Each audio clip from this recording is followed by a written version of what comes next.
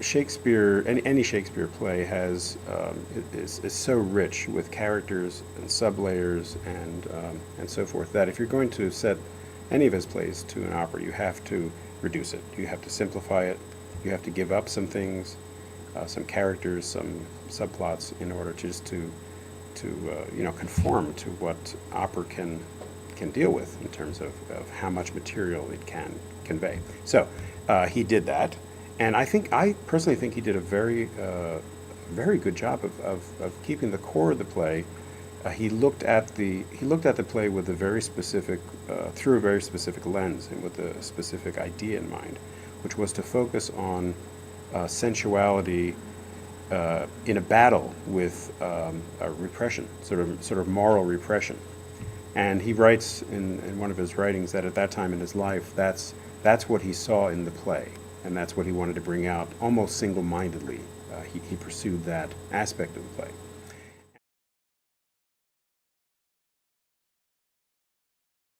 Because it was a sort of a contemporary version of the Globe, it wasn't a historical reproduction of any kind.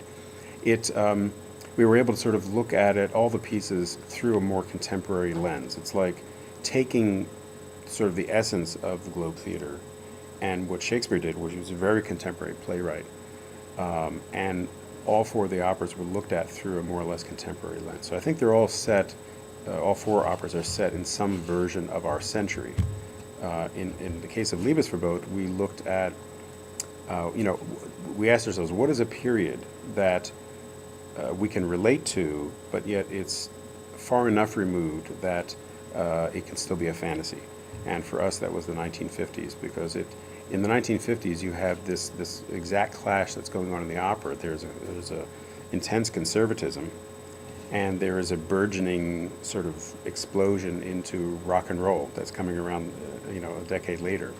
So for us, the 50s seemed right, and we were able to sort of translate all the characters into that time period. I think in a way that I think will be fun for the audience, lively. It's a comedy, or it's kind of a dark comedy, but it allows us to recognize the people, and at the same time, the 50s are far enough removed that we have a kind of a nostalgia towards it, and we can enjoy it.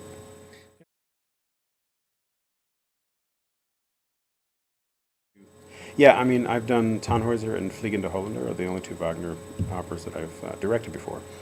Well, both of those pieces are fairly early in his canon as well. I mean, this is extremely early. So the big difference, I would say, is, to me, it's of those two, it's more similar to Fliegende Holländer, the Flying Dutchman, in terms of there being sort of set pieces. It's through composed, but it's still a numbers piece. And also the bel canto aspect of Fliegende Holländer is reflected in this. Now, this is much more Italianated. There's a lot of Donizetti, Bellini in there. There's Weber.